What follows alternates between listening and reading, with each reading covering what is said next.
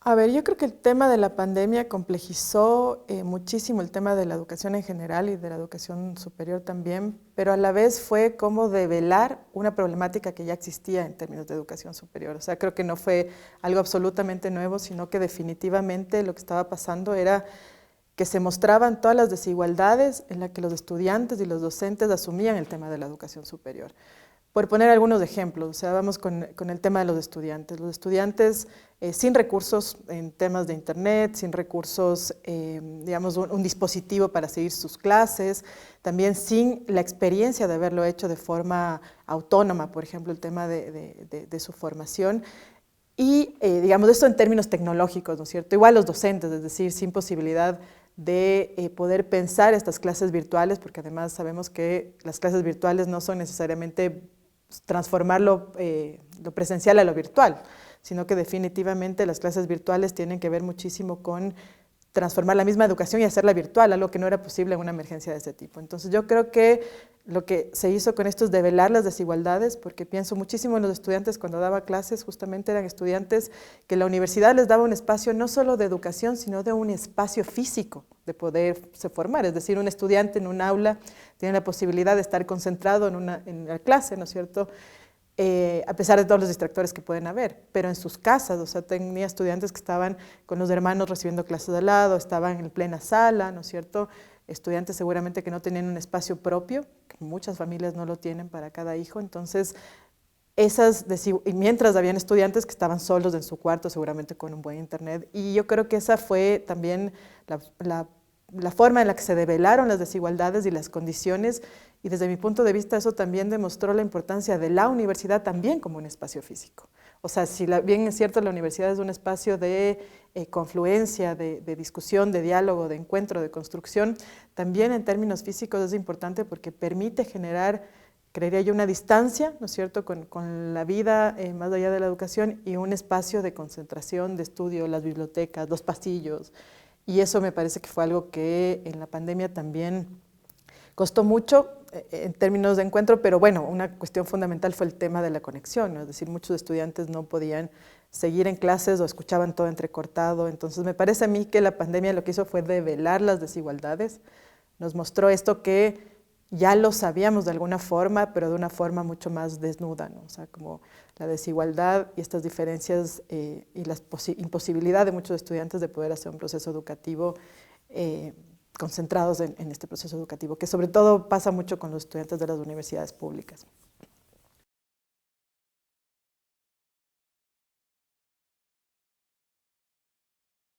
Me parece que esta es una tendencia que ya se venía dando desde el año 2018 y no fue una excepción con el tema de la pandemia. Es decir, además de la reducción de presupuesto, lo que hicieron algunas universidades públicas es forzar con algunos programas, ¿no es cierto?, abrir las puertas, que yo estoy de acuerdo con abrir las puertas de la universidad pública, pero tiene que ser en condiciones dignas, o sea, no puede ser abrir las puertas para que sumen estudiantes y después digas, bueno, teníamos 10.000 estudiantes y ahora tenemos 15.000, hemos hecho mucho, cuando en realidad, ¿cuáles son las condiciones de estos estudiantes? Entonces, me parece que a la par, mientras se disminuía el presupuesto, crecía el número de estudiantes. Por ejemplo, ahí está, hay un programa de educación en línea de universidades públicas para estudiantes y esto, justo doy clases para este tipo de estudiantes y es una gran oportunidad para personas que trabajan, que no pueden culminar la universidad, es una gran oportunidad. Pero también son muchísimos estudiantes, la reducción del presupuesto, menos docentes. Entonces la pregunta es, ¿crece la matrícula? Pero las condiciones mismo de formación, de calidad, de los mismos docentes, ¿no es cierto?, de poder dar un seguimiento a los estudiantes es más compleja. Entonces, me parece que ha sido un golpe súper fuerte para las universidades en todos los sentidos, en términos de posibilidad de hacer investigación, de vinculación, de que los estudiantes puedan estar en condiciones dignas y también para obviamente los docentes. Es decir, las condiciones docentes se han precarizado muchísimo, tanto por el tema de los contratos, ¿no es cierto? Ahora los contratos tienen sus dificultades, estamos dando clases, ¿no es cierto?, 4 meses, después de un mes no, y etcétera. Y también esto se siente en el caso de los docentes. Tenemos, perdón, esto de las dificultades en el tema de los contratos, pero también en la cantidad de estudiantes. Entonces tienes aulas, que ahora es lo que ha pasado a las universidades, ¿no es cierto?, en el regreso presencial, tenías aulas virtuales de, no sé, 50, 60, 70 estudiantes y cuando esto lo intentas volver a la presencialidad es imposible. O sea, la estructura física no lo da. Entonces, me parece que nuevamente la reducción de presupuestos, algo que se venía antes de la pandemia, creo que la pandemia no es la culpable, es una receta que ya venía cuajándose, ¿no es cierto?, en este último tiempo, pero con la pandemia se agravó porque la virtualidad abrió las puertas, por ejemplo, a este gran crecimiento de matrícula universitaria, que insisto, hay que pensar en el crecimiento de la matrícula universitaria, pero en las condiciones dignas, ¿no es cierto?, de calidad, en que los estudiantes puedan realmente hacer unos estudios serios, rigurosos, y eso depende muchísimo de obviamente de las universidades, pero del presupuesto. Es decir, las universidades ahora están sorteando presupuesto y eso hace que los mismos procesos educativos se vuelvan muy precarios.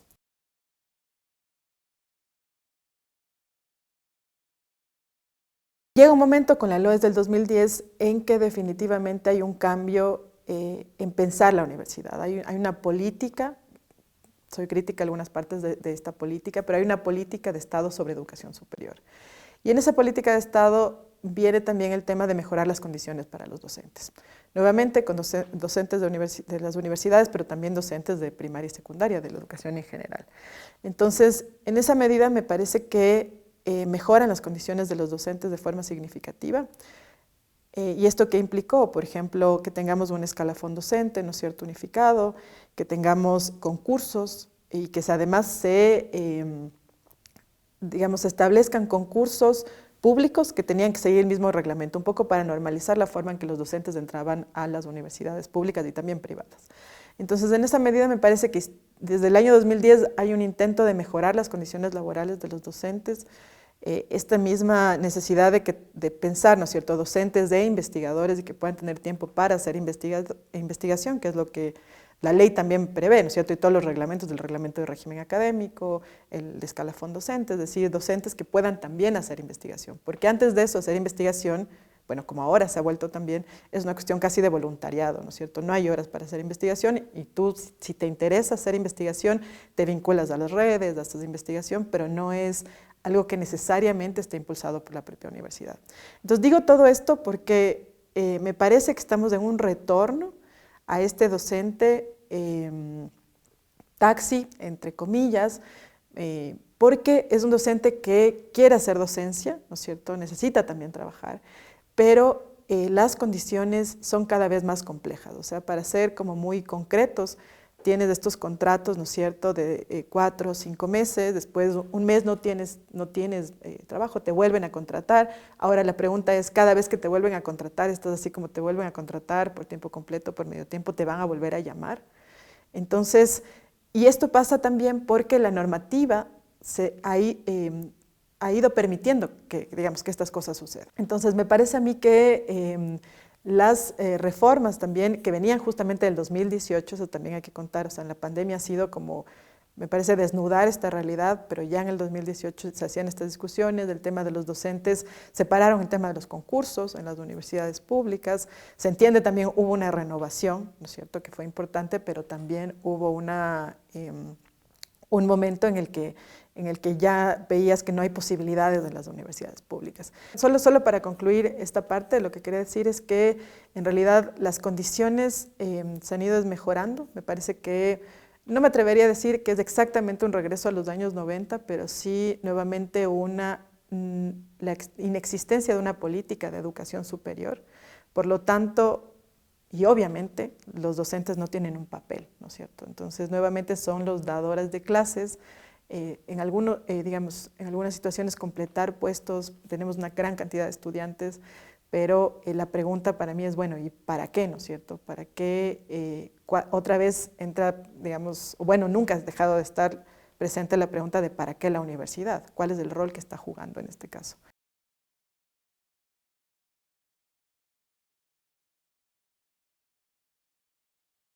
Recuerdo justamente las movilizaciones, además recuerdo esta sensación, fueron de las primeras movilizaciones en medio de la pandemia, ¿no es cierto? Esta idea de si uno sale a la calle o no. Recuerdo a muchos marchando con este traje así, antifluidos y la mascarilla, porque evidentemente era un momento difícil, pero a la vez también creo que fue un momento de ruptura importante. O sea, en esas condiciones difíciles, por el tema de la pandemia, salir a la calle para mí fue una sensación de que era absolutamente necesario.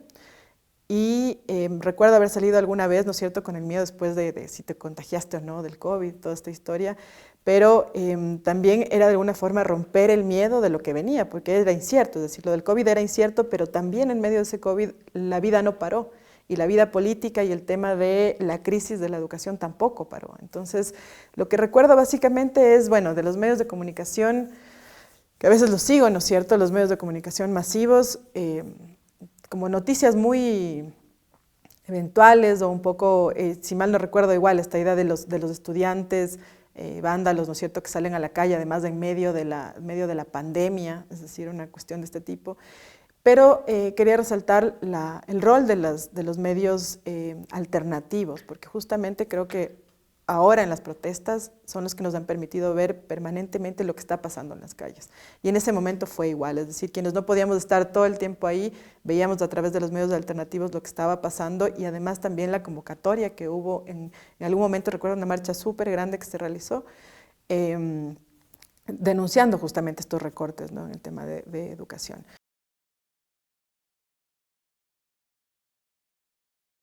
Este neoliberalismo que le denominamos así con algunos compañeros de neoliberalismo por olvido, es algo así como abandonar, ¿no es cierto?, ir abandonando a su suerte a la universidad de tal forma que no buscas privatizarla, ¿sí?, sino simplemente que vaya cayendo por su propio peso.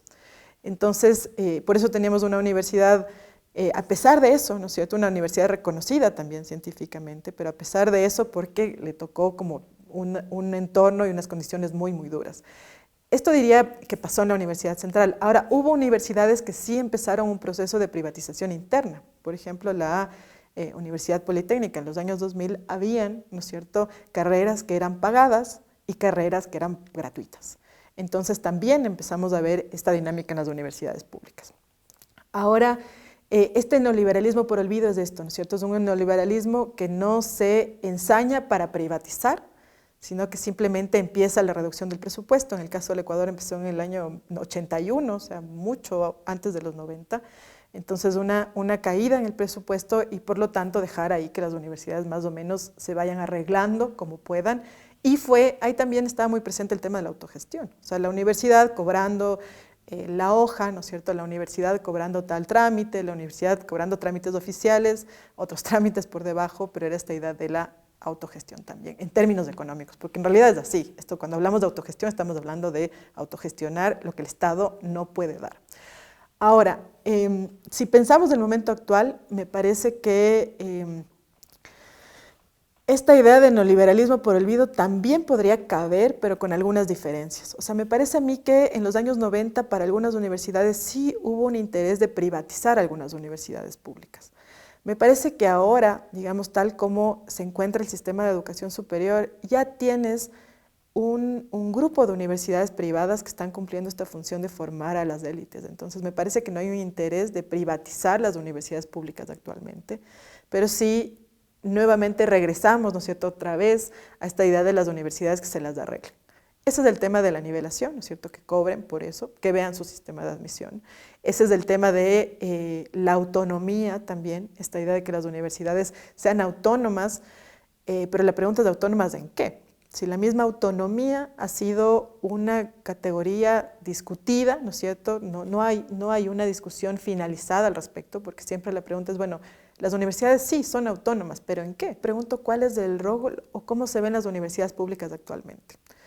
Me deja mucho pensando esto, sobre todo el momento actual en el que estamos viviendo. Digamos, y quiero conectar esto porque sí nos hace pensar, me parece a mí, qué ha cambiado, qué condiciones han cambiado, por qué estamos en este lugar y por qué, por ejemplo, las universidades no han podido abrir las puertas inmediatamente a la movilización.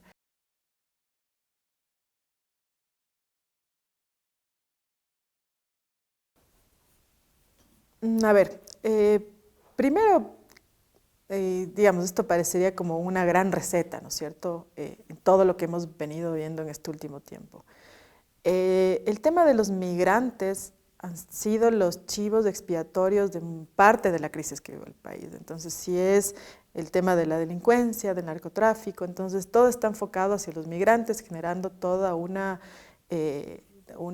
ambiente, ¿no es cierto?, xenófobo en la propia sociedad. Es decir, hay que mirar allá porque son ellos los que están causando todo lo que estamos viviendo, cuando en la práctica, es decir, es mucho más estructural el problema que vivimos. Me parece a mí que esto es una, qué sé yo, una raya más al tigre de lo que están proponiendo, justamente, para decir, bueno, son ellos los que no deben estar aquí, ¿no es cierto?, y somos los ecuatorianos de bien, que tenemos o debemos tener todos los derechos, incluso de educación. Digamos, me parece absurdo justamente porque es un retroceso. Si vemos todo lo que hemos ido mencionando, es un retroceso, es decir, abrir las puertas a los migrantes para que puedan estudiar, algo que pasa en muchísimas universidades de América Latina. O sea, si vas a México no te van a cobrar más porque eres ecuatoriano, te dan una beca porque eres extranjero, al revés. ¿No es cierto? En países en América Latina la nacionalidad no implica que te cobren, y además esa es una lógica bastante privada. Me acuerdo en la Universidad Católica tenías unos niveles, ¿no es cierto?, de cobro de matrícula, pero si eres extranjero pagabas muchísimo más. O sea, era como pagabas más que el que tenía más recursos aquí en el país. Entonces, era una lógica de diferenciación que me parecía terrible. O sea, el extranjero y el ecuatoriano, bueno, ¿cuál es la condición del extranjero al migrante? Entonces, me parece un retroceso porque las universidades públicas en América Latina, por lo general, abren las puertas, no las cierran a quien viene de fuera. Porque también hay que pensar, me parece a mí, que la universidad, como este espacio universal, pero en todos los sentidos, de pensamiento, de personas que pueden estar ahí, las universidades se enriquecen cuando hay también migrantes. Es decir, cuando conocemos realidades de otros lugares, eso también enriquece a las universidades. Las universidades intentan tener una diversidad cultural digamos, de personas de diferentes países en sus predios. Eso es lo que buscan las grandes universidades en América Latina. Entonces, a mí me parece que eso es un retroceso. Nuevamente se va en contra de la Constitución. No creo que eso sea posible realmente, pero si lo es, sería como una demostración de xenofobia absoluta en el país. O sea, ¿qué te determina, no es cierto?, que un extranjero no pueda estudiar de forma gratuita? Entonces, me parece a mí que es recortar no solo presupuesto, sino lo que estamos viviendo es recortar derechos y recortar oportunidades de quienes te deberían, ¿no es cierto?, o tienen todos estos derechos para acceder a educación superior.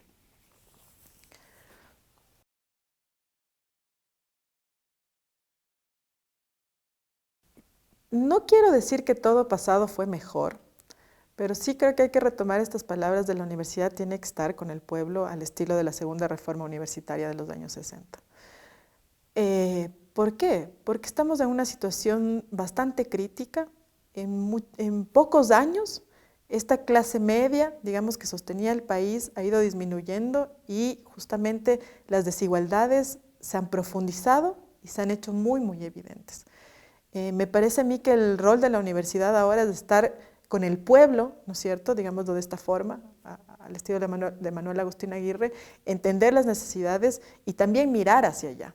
Las universidades no pueden ser estas instituciones, ¿no es cierto? Voy a ser muy crítica con esto, yo estoy de acuerdo con la investigación en las universidades, me gusta investigar, pero no pueden ser este grupo de universidades que se dedican a publicar en el ranking Shimago, Scopus. Eso está muy bien, yo también creo que hay que entrar a la discusión mundial de la ciencia, pero no puede ser solo ese nuestro rol. Es decir, no puede ser que en las clases, mientras pasa todo esto, tengamos clases normales, virtuales. Podemos tener clases, hay que tener clases, está bien, pero hablemos de lo que está pasando en el país.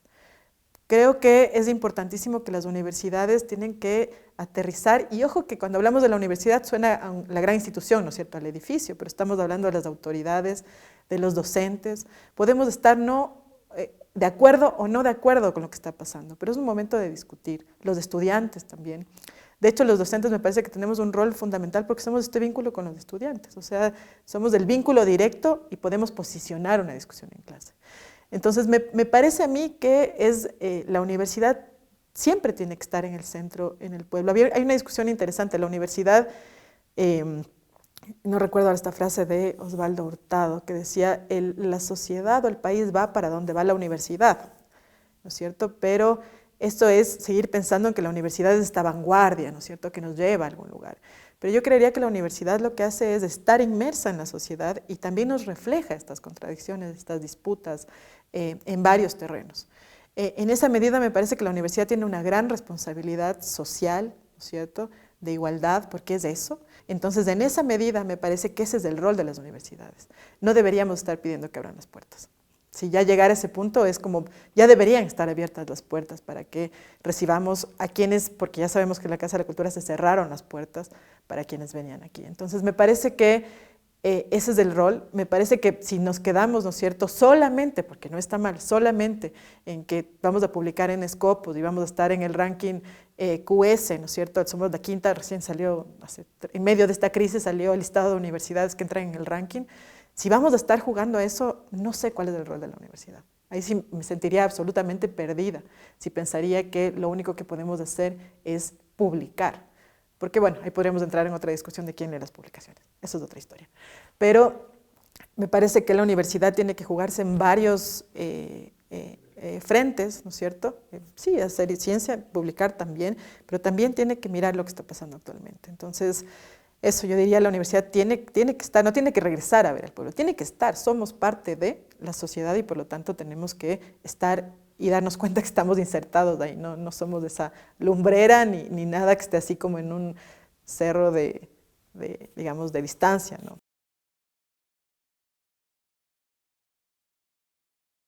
Primero, por ejemplo, cuando en parte de la pandemia yo me quedé sin empleo para empezar. Entonces éramos así como, wow, o sea, 2, 3 meses, ¿no es cierto? En un momento donde buscabas y tenías amigos que buscaban empleo y no encontraban por ningún lugar. Entonces fue una situación bastante estresante y también al lado de eso, como si te enfermabas, ¿no? Yo ahí, nosotros nos enfermamos hace poco, no en ese momento. Pero sí, y me hace recordar algunas cosas, por ejemplo, algo que sí me pareció, y sí, ahí quisiera reconocer, cuando yo ya empecé a dar clases, ¿no es cierto?, con los docentes que me vinculé, había un espíritu muy fuerte de entender a los estudiantes. No tomabas lista, por ejemplo, tenías que grabar obviamente los videos para que ellos puedan ver si no se podían conectar, y si no se conectaban no pasaba nada, ¿no es cierto?, como tener mucha flexibilidad frente a eso. Pero, digamos, esto sigue estando en el campo de lo académico, ¿no es cierto? Pero sí me tocó en muchos casos, por ejemplo, estudiantes enfermos, o sea, que asistían a clases y me decían, disculpe, no puedo hablar por esto, pero era como, no hay problema, un poco priorizar su salud. Y me tocó también, recuerdo ahora un caso muy, muy duro de una estudiante que me escribió y me dijo que, no sé, en enero, digamos, cualquier mes, su madre había fallecido y que su papá estaba en el hospital. Entonces ella era como súper aplicada, me dijo voy a entregar tarde, le dije no hay problema, y después su padre falleció también con COVID, ¿no? Fueron 3 hermanas que se quedaron huérfanas, o sea, ya no tan chiquitas, pero tenían, no sé, 19, 20, 21 años. Y claro, súper duro porque uno no sabe qué hacer. Recuerdo que ella vivía cercano a mi barrio, entonces le dije, si necesitas algo, dime, o sea, lo que sea. Porque me empezó a contar, ¿no? Y ella, me imagino, claro, a los estudiantes como, no sé, esta situación es difícil de mirar. Y uno también se siente impotente, ¿no? Con ganas de hacer mucho más, o sea, viendo a unas personas tan jóvenes teniendo que asumir la vida de esa forma, además ella como intentando dar sus exámenes, habían pasado 3 días del fallecimiento, me dijo, no importa si puedo dar el examen, yo le decía, tómate tu tiempo, pero me dijo, no, yo quiero cerrar esto.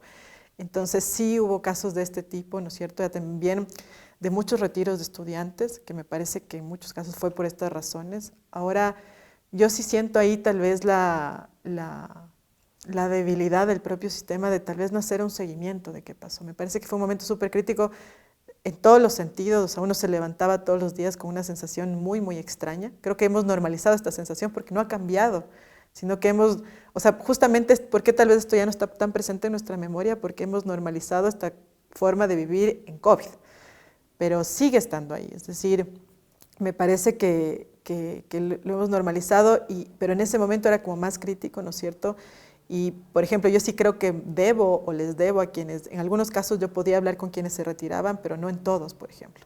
Entonces me enteraba por qué era, ¿no es cierto? Porque como que era, no sabía si era por un drama familiar o realmente era una decisión y luego iban a retomar. Intentaba, pero también tuvo un caso, me acuerdo un semestre que se retiraban muchísimos estudiantes. Entonces creo que yo diría que sí hubo o hay una deuda, ¿no es cierto?, de la propia universidad con eso. No sé si hubo un seguimiento serio, no sé si hubo la posibilidad de contener. Pienso en esta estudiante, cuando pasó esto, yo le dije, hablé con Bienestar Estudiantil para ver si es que podían hacer un seguimiento del caso, porque yo le dije, habla, pero después me puse a pensar, le dije como que ella misma haga su gestión de hablar.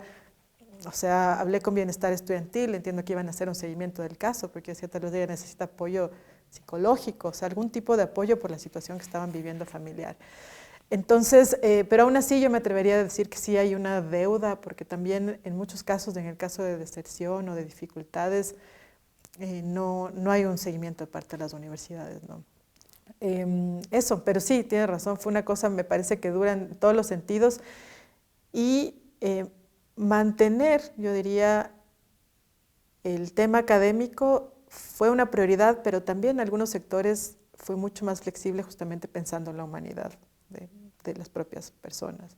Pero aún así, en esta normalización me parece que nos ganó mucho en no faltar a clases, ¿no es cierto? Seguir dando clases. Justo ahora, o sea, un paro hace unos 3, 4 años era un paro, o sea, ya no había clases, era un paro, se acabó. Pero ahora tú no sientes el paro también porque la virtualidad sigue. O sea, la gente no va a trabajar, pero está trabajando en sus casas. Los estudiantes, tengo una hija pequeña, no va a clases, pero está en clases en su casa. Entonces, no logras un quiebre también incluso visual, de memoria, de que sales a la calle o sabes que esa semana, como cuando nos pasaba a nosotros, ¿no es cierto? El paro, semana sin clases. Uno intentaba ir a la escuela y reunirse con los compañeros, algo pasaba, ¿no es cierto? Pero es como que nada cambió. O sea, para los mismos, pienso en los adolescentes, en los mismos estudiantes universitarios, ¿no? O sea, nada cambió. Y tienen que estar en clase, tienen que estar en su casa, tienen que estar en clases virtuales, nada parado. Entonces, sí, yo creo que estamos en un momento en que hemos normalizado esta situación y tal vez de ahí también, ojalá que el paro sea como un remesón de eso también, ¿no? Lo que estamos viviendo ahora.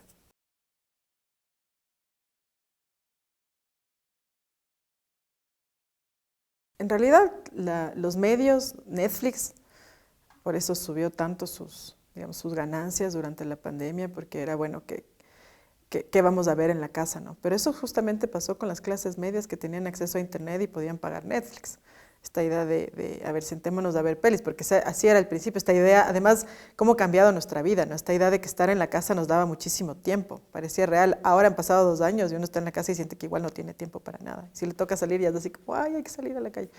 Entonces, me parece que ahí sí nuevamente los medios cobraron, porque era importancia, porque eran la única ventana al mundo, pues. O sea, llega un momento en que tu ventana al mundo era salir a la calle y además la televisión, pero si estás en tu casa, la única ventana al mundo termina siendo los medios de comunicación y si tenías para pagar Netflix.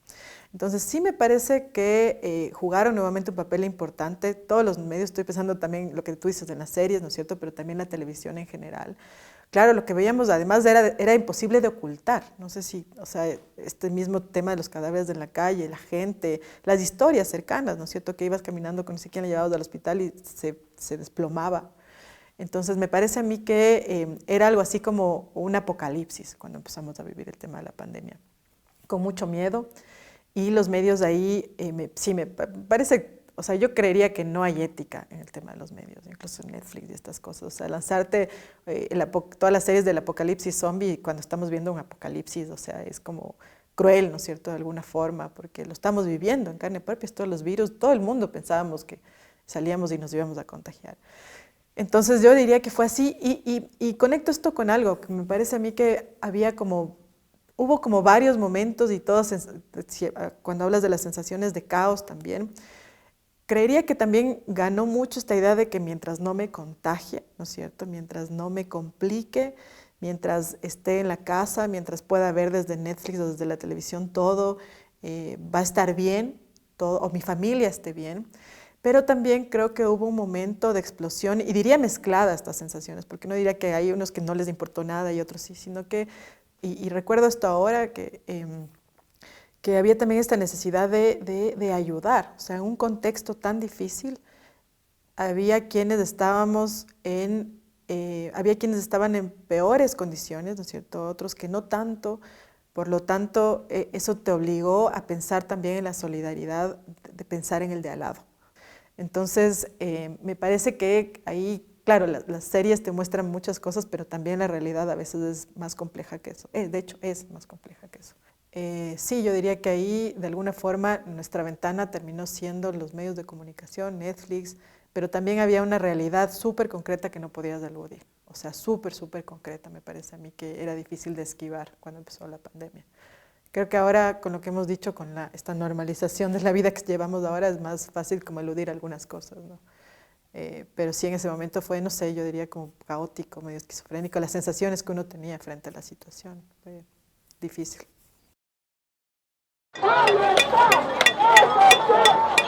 se puede la educación!